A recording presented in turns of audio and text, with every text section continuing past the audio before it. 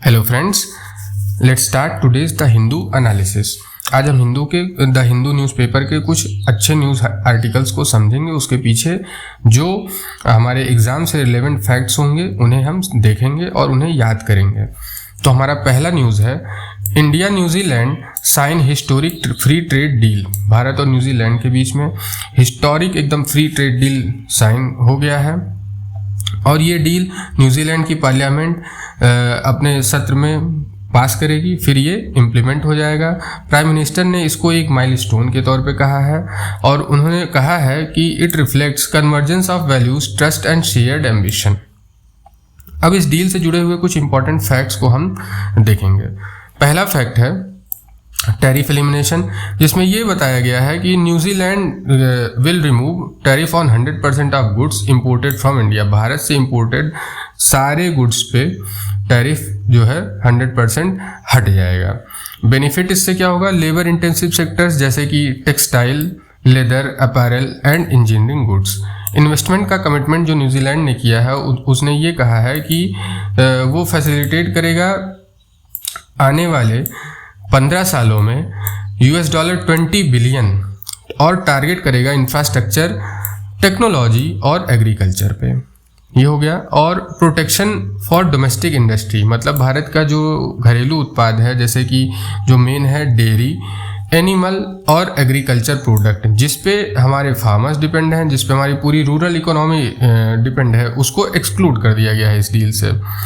Service और labour mobility, ये इस डील में ये इंक्लूड किया गया है कि स्पेशलाइज्ड पाथवे बनाया जाएगा भारतीय प्रोफेशनल्स के लिए, जिसके अंतर्गत लगभग 5000 वर्क वीज़ाज इशू किए जाएंगे, जिसमें कोटास ऑफ 1667 एनुअली दिया जाएगा पहले 3 सालों में।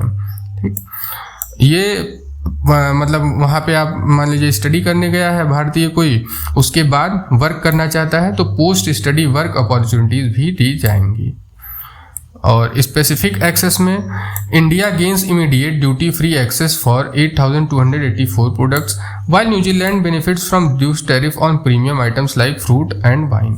भारत को फ़ायदा ये होगा कि वो 8284 प्रोडक्ट्स पे ड्यूटी फ्री एक्सेस हो जाएगा। न्यूजीलैंड को फ़ायदा क्या होगा कि उसके यहाँ के फ्रूट और वाइन यहाँ रिड्यूस्ड टैरिफ में आएंगे। MSMEs पे फोकस किया गया है और वेमेन लेड इंटरप्राइजेस पे भी फोकस किया गया है। अगला हमारा न्यूज़ है, disqualify legislators who cross voted in Rajya Sabha poll BJD। इस न्यूज़ में सबसे जो मेन है वो इसकी हेडिंग के सब हेडिंग में है एंटी डिफेक्शन लॉ, जो हमारे एग्जाम पॉइंट ऑफ व्यू से बहुत इंपॉर्टेंट है। इसके बारे में हम आइए कुछ फैक्ट्स समझते हैं। तो सबसे पहला है कि किस कॉन्स्टिट्यूशनल प्रोविजन के अंतर्गत ये है, तो the law is embedded in the 10th schedule of Indian constitution inserted by 52nd amendment act 1985। Bharat के संविधान के 52वें संविधान संशोधन के 1985 के द्वारा 10th शेड्यूल में इसको रखा गया है। आर्टिकल्स जो इसमें इन्वॉल्व है वो है आर्टिकल 102 का सबसेक्शन 2 जो होगा वो स्टेट लेजिस्लेचर के लिए लागू हो, मेंबर ऑफ पार्लियामेंट्स के लिए लागू होगा, और आर्टिकल 191(2) जो होगा वो स्टेट लेजिस्लेचर के लिए लागू होगा। अब ग्राउंड्स देख लेते हैं, किन ग्राउंड्स पे डिस्क्वालिफिकेशन मान्य होगा।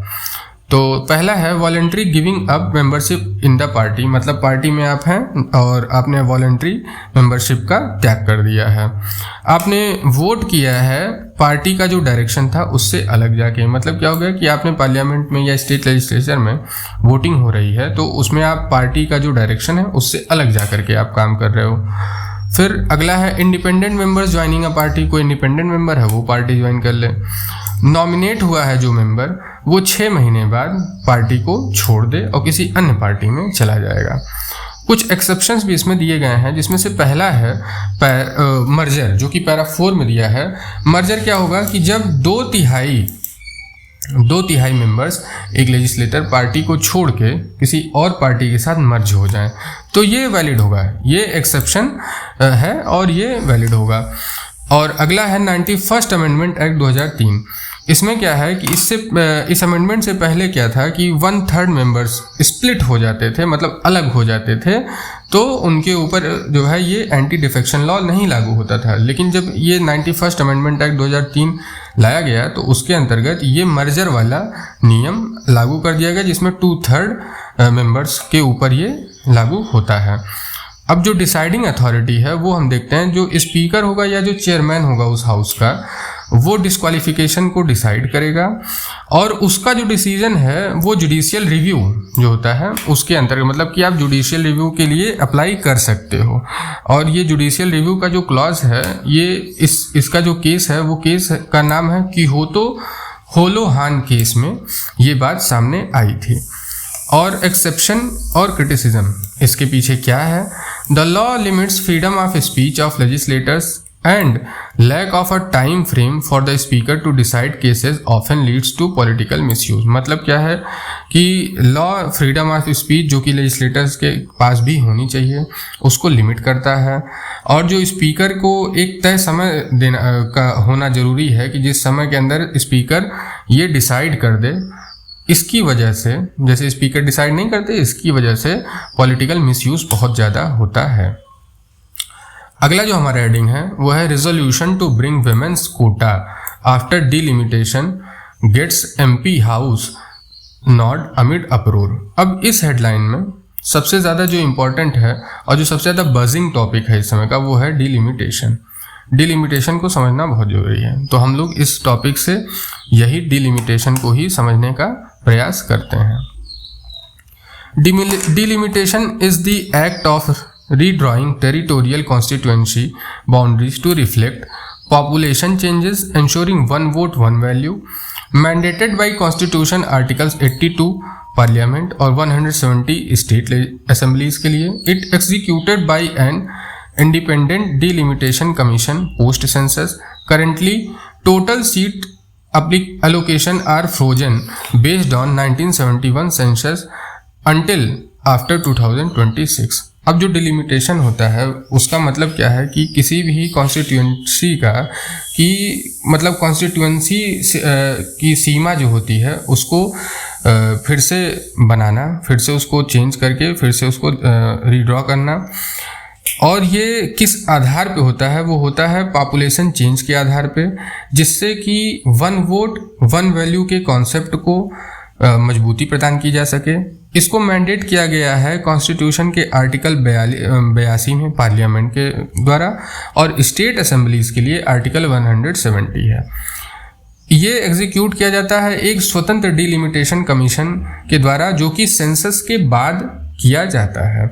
जो इस समय की स्थिति है वो है कि 1971 में जो सेंसस हुआ था उसी सेंसस के आधार पे सीट्स का एलोकेशन किया गया है अभी के लिए।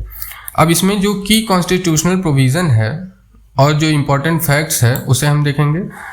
पहला है constitutional basis. Under article 82 parliament enacts a delimitation act after every census. Under article 170 state gets divided into territorial constituency.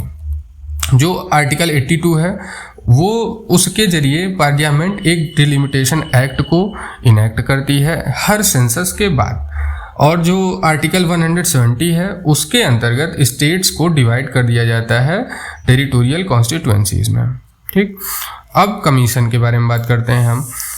A high powered statutory body appointed by the president of India working in collaboration with election commission of India. जो ये commission होता है उसको एक बहुत ही high powered statutory body होती है जिसको भारत के राष्ट्रपति अपॉइंट करते हैं, और ये कोलैबोरेट करता है इलेक्शन कमीशन ऑफ इंडिया के साथ मिलकर के और डिलिमिटेशन को आगे बढ़ाता है। फाइनलिटी ऑफ ऑर्डर्स का देखते हैं क्या है। According to the constitution delimitation commission orders have the force of law and can not be challenge in any court. मतलब क्या है कि जो डिलिमिटेशन कमीशन के ऑर्डर होंगे वो एक लॉ की तरह काम करेंगे और उनको कोर्ट में चैलेंज नहीं किया जा सकता है। अब देखते हैं हम freezes and amendments. The 42nd amendment 1976 froze seats based on the 1971 census until 2000। सन 2000 तक 1971 के सेंसस के आधार पर जो सीटें डिसाइड हुई थी वो संविधान के 42वें संशोधन जो कि 1976 में हुआ था उसी के द्वारा फ्रोज कर दिया गया था कि बस ये अभी रहेगा, सन 2000 तक लागू रहेगा। और द 84th अमेंडमेंट जो कि 2001 में हुआ था उसके ज़रिए एक्सटेंड कर दिया गया इस फ्रीज को 2026 तक। ठीक, फिर 87th अमेंडमेंट जो 2003 में आया था इसने अलाउ किया for boundary changes based on 2001 census with in state quotas. अब जो 87वां संविधान संशोधन 2003 में हुआ था उसने कहा कि 2001 के सेंसस के आधार पे बाउंड्री चेंज आप कर सकते हैं। पर्पस इसका क्या होता है? To prevent gerrymandering, ensure equitable representation and readjust schedule caste schedule tribe seats based on the population. मतलब कि जेरीमैंडरिंग का मतलब क्या हो गया कि फालतू की चीज़ों में ना फंसते हुए इसको बचाना, मतलब इन चीज़ों से इसको बचाना और ये इंश्योर करना कि बराबर का रिप्रेजेंटेशन हो और शेड्यूल कास्ट और शेड्यूल ट्राइब के लिए जो है सीटों का रीएडजस्टमेंट हो जाए ताकि उनका रिप्रेजेंटेशन अच्छा हो जाए। अब जो इस समय 2026 का फैक्टर है वो हम देखते हैं। The freeze is set to lift after the first census conducted after 2026 which is expected to trigger significant debate regarding seat redistribution between states with varying population growth rates। अब क्या है कि ये जो फ्रीज है वो 2026 के बाद पहला जो सेंसस होना है उसके बाद ये हट जाएगा और सीटों का रीडिस्ट्रीब्यूशन हो जाएगा। लेकिन इस समय जो डिबेट हो रही है वो ये है कि पॉपुलेशन ग्रोथ रेट अलग अलग है हर जगह का, उसके हिसाब से डिलिमिटेशन के द्वारा सीटों को बांटा जाएगा। अब सिग्निफिकेंस एंड चैलेंजेस हम देखते हैं। तो पहला है federalism. It can impact the political weight of states causing tension between states with high population growth and those that successfully control population। मतलब ऐसे स्टेट्स जिनमें हाई पॉपुलेशन ग्रोथ है वहाँ पे ज़्यादा लोग होंगे तो जो सीटों का डिस्ट्रीब्यूशन होगा उसमें उनके पास ज़्यादा सीटें चली जाएंगी। अब ऐसे स्टेट जिनके यहाँ कंट्रोल्ड पॉपुलेशन ग्रोथ है, अच्छे से वो सक्सेसफुली कंट्रोल कर लिए हैं अपने पॉपुलेशन को, वहाँ पॉपुलेशन कम होगी, वहाँ सीटें कम हो जाएंगी। अब डेमोग्राफिक चेंज है अगला। ये enables rural urban population shift to be reflected in the representation. मतलब रूरल एरिया से अर्बन में शिफ्ट हो गए हैं या फिर उल्टा हुआ है कुछ, तो इन सब चीज़ों का भी इसमें इफेक्ट पड़ेगा। Transparency. The process requires public hearings and publishing draft proposal to ensure fairness. इस प्रोसेस में ये भी होना चाहिए कि पब्लिक हियरिंग हो और ड्राफ्ट पब्लिश किया जाएगा जो कि सीटों को फाइनलाइज करने से पहले एक ड्राफ्ट पब्लिक के पास चला जाए ताकि अच्छे से कोई प्रपोजल आए और फेयरनेस बनी रहे। अब हमारा नेक्स्ट जो आर्टिकल है वो है a tightening of the fist in India's digital public square. अब ये डिजिटल पब्लिक स्क्वायर से संबंधित बात की जा रही है इस आर्टिकल में। हम इसके कुछ जिस्ट को समझने का प्रयास करेंगे। पहला है expansion of executive power and dilution of judicial safeguards. मतलब एग्जीक्यूटिव पावर का बढ़ोतरी कर दिया जाए और जुडिशियल सेफगार्ड को थोड़ा सा कम किया जाए। अब जो the 2026 draft amends to the IT rules allow the government to issue binding informal directives, advisories, SOPs to platforms to remove content. This bypasses parliament and courts, directly undermining the Supreme Court's landmark ruling in Shreya Singhal versus Union of India 2015, which requires formal judicial and legal notice for content takedowns. मतलब जो digital content है उसको regulate करने के लिए IT rules को लिया गया है जो कि अभी 2026 के ड्राफ्ट में है, अभी वो लागू नहीं हुआ है। उससे संबंधित ये पूरा आर्टिकल है। इसमें ये कहा जा रहा है कि ये बाईपास कर देगा पार्लियामेंट और कोर्ट को और ये डायरेक्टली सुप्रीम कोर्ट के लैंडमार्क जजमेंट जो था Shreya Singhal versus union of India में उसको ये अंडरमाइन कर रहा है, जिसमें ये कहा गया था कि जिसमें जुडिशियल और लीगल नोटिस के द्वारा ही किसी भी कंटेंट को टेक डाउन, मतलब किसी भी कंटेंट को हटाया जा सकता है। ये सीधे इस एक्ट के तहत आपका जो कंटेंट होगा वो इनवैलिड हो जाएगा। फिर नेक्स्ट है increased compliance pressure and safe harbour threats. मतलब क्या है, कंप्लायंस आपको करना पड़ेगा हर एक चीज़ में कि हाँ ये इसके कंप्लायंस में सही है, और तो उससे एक अनावश्यक प्रेशर पड़ेगा। और सेफ हार्बर करने के लिए हमेशा जो कंटेंट क्रिएटर्स हैं उनके ऊपर ये एक थ्रेट की तरह रहेगा। Rule 3.4 makes the safe harbour protection section 79 of the IT act conditional. इसको कंडीशनल कर दिया गया है सेफ हार्बर प्रोटेक्शन को on compliance with these informal directives, इन जो इनफॉर्मल डायरेक्टिव्स हैं उनके कंप्लायंस में। This force intermediaries to over censor content to avoid liability, transforming them into passive enforcers of state directives. मतलब कि जो कंटेंट होगा या जो कंटेंट क्रिएटर्स होंगे वो इस एक्ट के द्वारा ऐसा हो सकता है कि वो स्टेट डायरेक्टिव्स के ही अकॉर्डिंग चलें, जिधर स्टेट उन्हें जो नैरेटिव सेट करना चाहता हो वो उसके अकॉर्डिंग चलते रहें। नेक्स्ट है state oversight expanded to ordinary users. मतलब क्या है कि सरकार का कंट्रोल जो ऑर्डिनरी यूजर्स भी हैं उनके ऊपर भी हो जाएगा। इसको डिटेल में समझें तो amendments to Rule 8 bring individual users, not just traditional media platforms, under direct oversight if they post or share news, current affairs. This reintroduces a regulatory structure previously stayed by the Bombay and Madras High Courts, creating a chilling effect on citizen speech. मतलब क्या है कि जो ordinary users हैं वे भी state के oversight के अंदर आ जाएंगे। ना ही सिर्फ जो ट्रेडिशनल मीडिया प्लेटफॉर्म्स हैं बल्कि जो छोटे न्यूज़ चैनल हैं या जो छोटे कंटेंट क्रिएटर्स हैं वो भी डायरेक्ट स्टेट के कंट्रोल में आ सकते हैं। ये बॉम्बे और मद्रास हाई कोर्ट ने जो पहले स्टे लगा दिया था इस चीज़ पे, उसी को ये फिर से कर रहा है। नेक्स्ट है transformation of inter departmental committee IDC into A controlling body.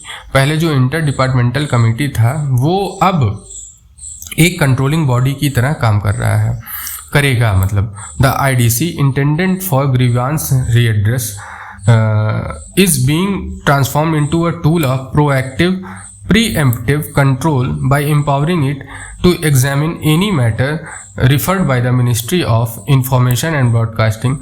The term matter is not clearly defined, allowing for widespread executive direction. मतलब क्या है, अब जो पहले जो IDC था जिसका पहले इंटेंट ये था कि वो शिकायतों का समाधान करे, उसको सुने, अब वो ट्रांसफॉर्म कर दिया गया है एक ऐसे संस्था के रूप में जो कि मिनिस्ट्री ऑफ इंफॉर्मेशन और ब्रॉडकास्टिंग के डायरेक्टिव जो वो मैटर पे डायरेक्ट करेंगे।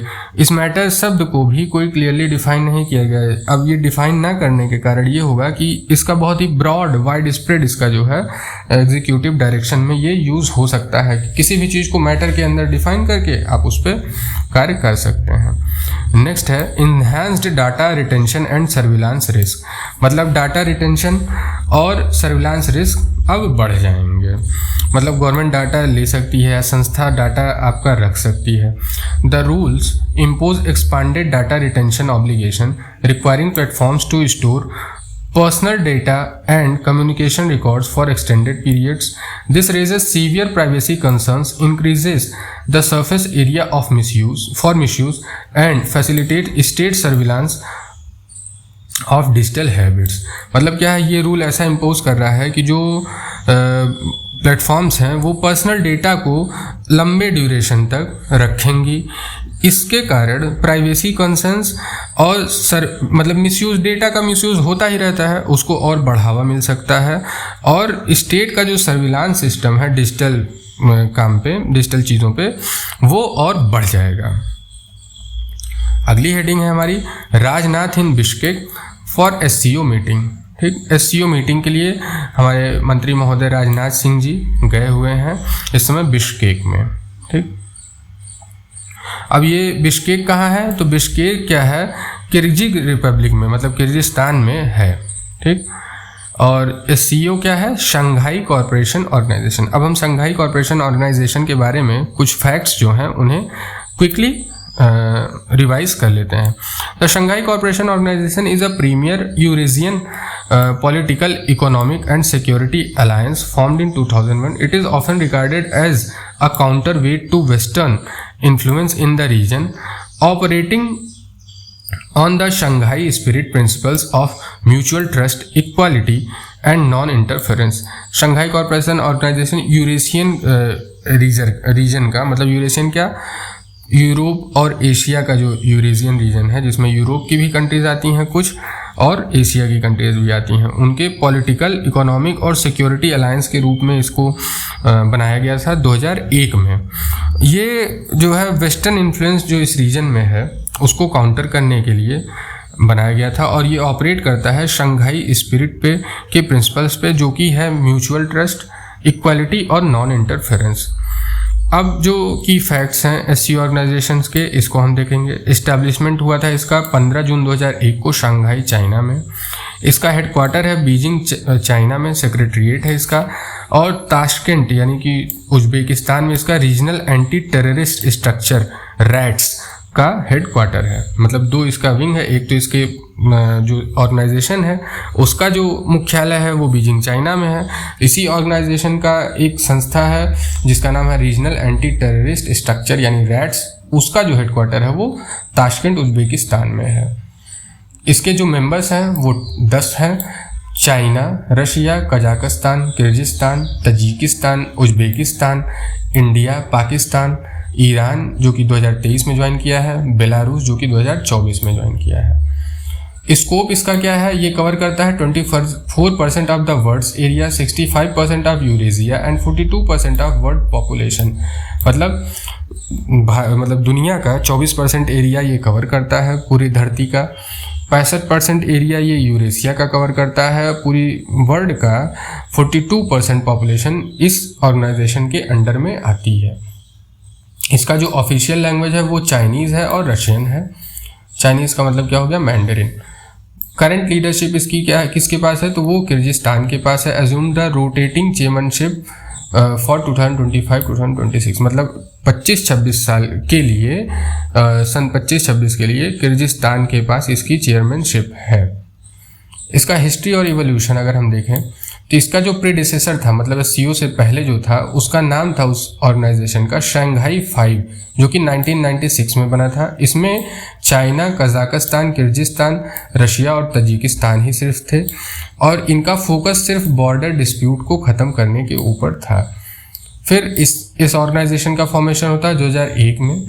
इसमें फिर उज्बेकिस्तान ज्वाइन करता है और ऑर्गेनाइजेशन फॉर्मली रीनेम किया जाता है एससीओ नाम से, शंघाई कॉर्पोरेशन ऑर्गेनाइजेशन। एक्सपांशन इसका हुआ तब जब इसमें इंडिया और पाकिस्तान फुल मेंबर के तौर पे 2017 में ज्वाइन करते हैं। फिर और एक्सपांशन इसका हुआ जब ईरान ने इसका परमानेंट मेंबर बनता है 2023 में, और बेलारूस बन जाता है 2024 में। ठीक, अब इससे और रीच बढ़ जाती है वेस्ट एशिया और ईस्टर्न यूरोप के देशों में। अब एससीओ समिट के वेन्यूज़ को हम देख लेते हैं। पिछला जो वेन्यू था इसका 2025 में, वो तियानजिन, चाइना में था, सितंबर 2025 में। ये 25वां समिट था और इसमें अडॉप्ट किया गया था तियानजिन डिक्लेरेशन, जिसका एम्फेसिस था एंटी टेररिज्म के ऊपर। A 2035 development strategy and creation of an SCO development bank. मतलब क्या हुआ था कि 2035 तक के लिए डेवलपमेंट स्ट्रेटजी का लक्ष्य बनाया गया, और साथ ही एससीओ डेवलपमेंट बैंक की भी क्रिएशन की गई थी। अभी लेटेस्ट में जो 2026 में है उसका वेन्यू है बिश्केक, किर्गिस्तान में। ये समिट सेलिब्रेट करेगा 25th anniversary of SCO under the theme together for sustainable peace, development and prosperity. मतलब इस साल की जो थीम है वो है together for sustainable peace, development और प्रॉस्पेरिटी, और 25वीं सालगिरह मनाई जाएगी बिश्केक, किर्गिस्तान में इस साल। और अगला वेन्यू होगा वो 2027 में होगा इस्लामाबाद, पाकिस्तान में। बहुत सही। की फोकस एरिया 2026 का हम देख लें तो वो है सिक्योरिटी।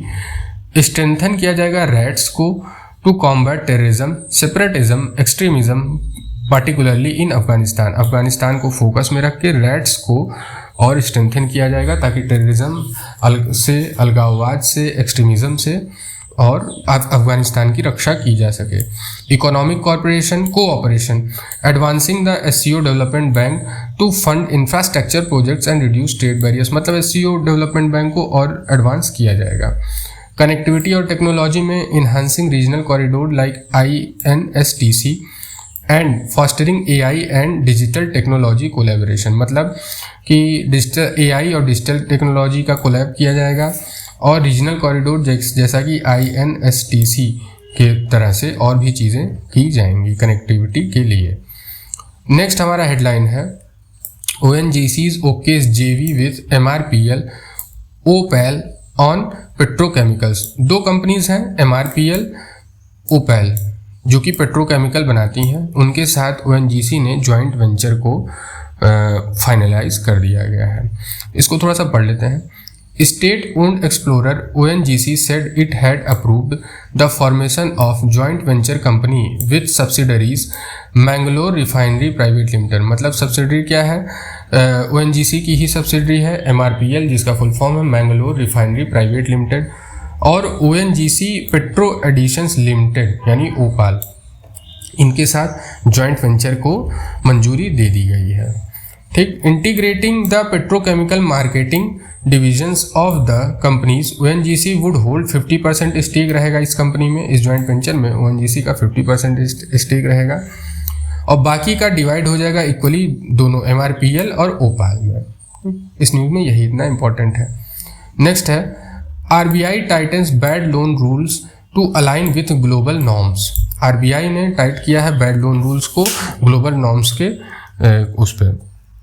अब हम इसका डिटेल में समझेंगे। On April 27, 2026 the RBI issued new master directions to overhaul bad loan classification and provisioning, aiming to align Indian banking with practices with globally accepted standards.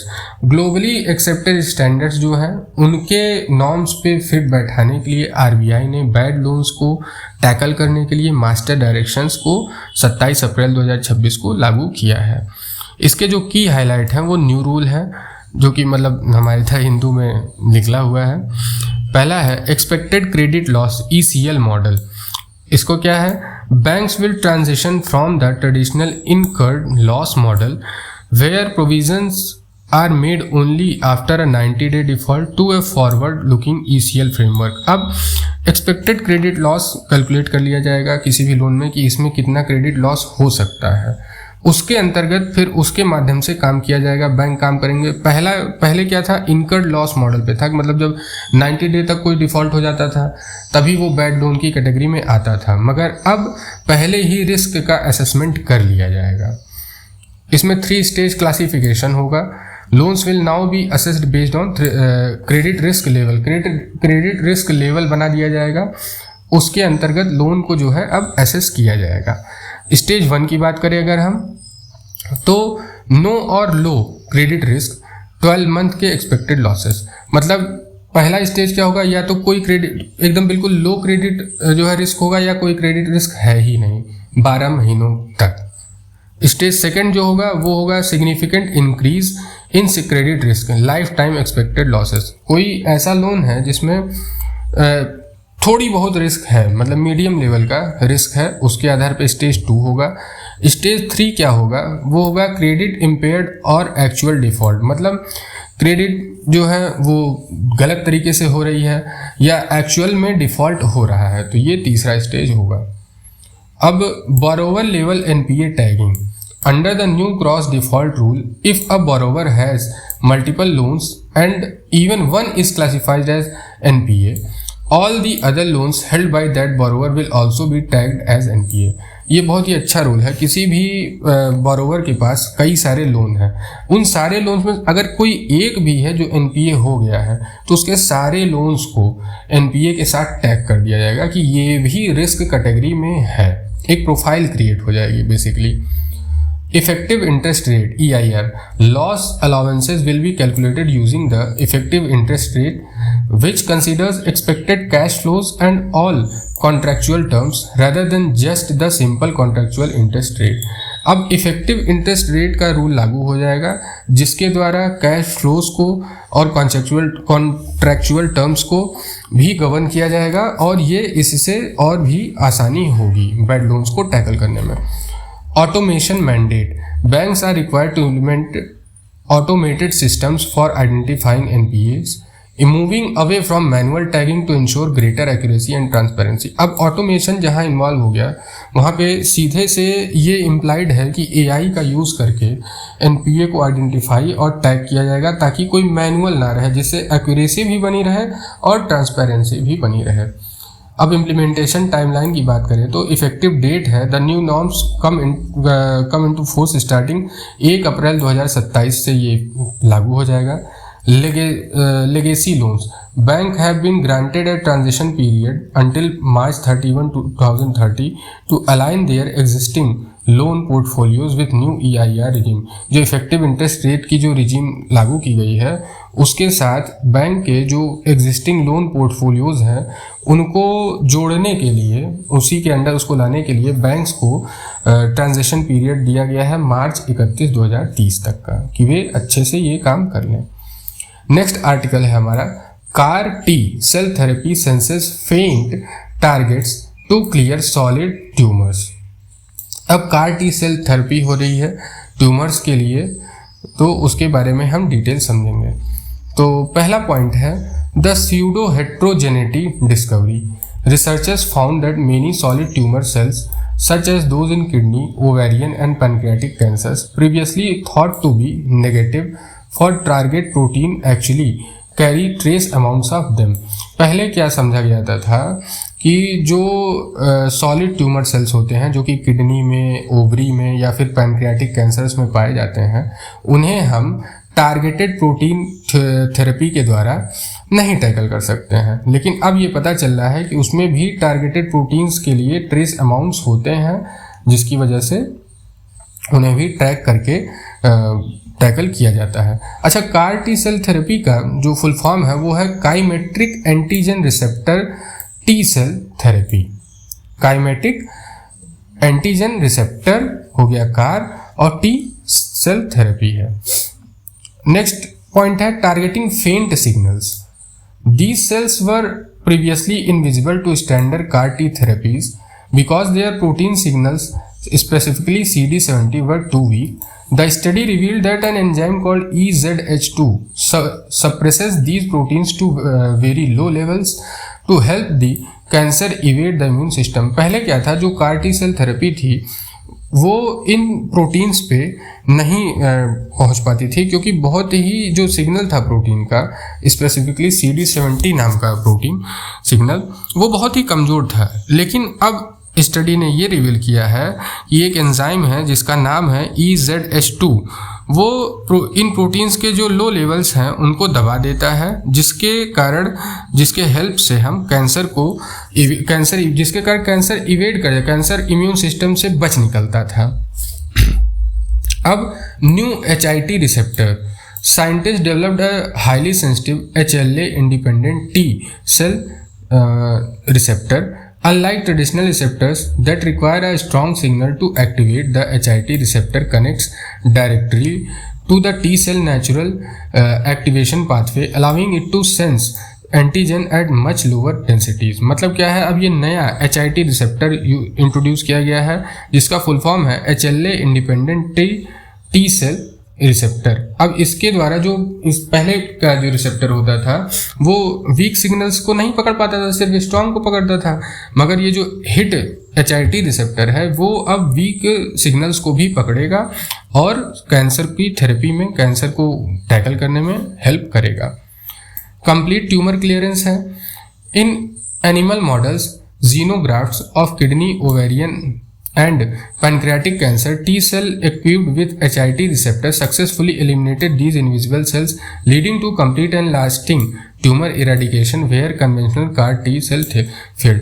पहले क्या था, जो कमज़ोर सिग्नल वाले थे उस पे CAR T फेल हो जाता था, लेकिन जो ये HIT, जो नया HIT रिसेप्टर है, ये किडनी, ओवरी और पैनक्रियाटिक कैंसर के उन प्रोटीन्स को जिसमें लो सिग्नल था वो एक तरीके से इनविजिबल हो जाता था। अब वो इनविजिबल नहीं है, ये उस पर भी जाके इफेक्ट कर रहा है, जिसके कारण ट्यूमर का इरेडिकेशन लंबे समय तक और पूरी तरह से किया जा सकता है। The Goldilocks challenge safety. A major concern with increased sensitivity is the risk of T cells attacking healthy cells that might also carry tiny amounts of same protein. However, initial tests showed that CD70 is largely absent from vital organs like heart, lung and brain, making the side effects manageable. अब इसमें एक जो निकल के आ रही है बात वो ये है कि कुछ ऐसे भी सेल्स हैं जो उस प्रोटीन को कैरी करते हैं जो कि हेल्दी सेल्स होते हैं, कहीं ये थेरेपी उन सेल्स पे भी ना इफेक्ट कर दे।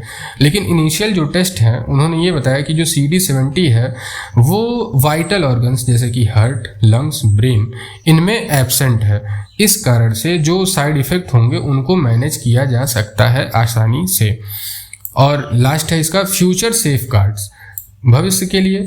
To ensure safety in human trials, researchers plan to add molecular switches that would allow doctors to remotely turn off the CAR T cell if they begin attacking healthy tissue. Future safeguard में क्या है कि researcher ने ये plan किया है कि वे एक मॉलिकुलर स्विच को इंट्रोड्यूस करेंगे जिससे डॉक्टर्स जो हैं वो बाहर से ही CAR T सेल थेरेपी को जब चाहें तब रोक दें, जब चाहें तब चालू कर दें। इससे होगा क्या कि अगर CAR T cell healthy tissue को इफेक्ट कर रहा है थेरेपी ये, तो डॉक्टर्स उसको तुरंत बंद कर सकते हैं। ये हमारा आज का द हिंदू एनालिसिस कंप्लीट होता है। So thank you for watching, do like, share and subscribe. Radhe Radhe.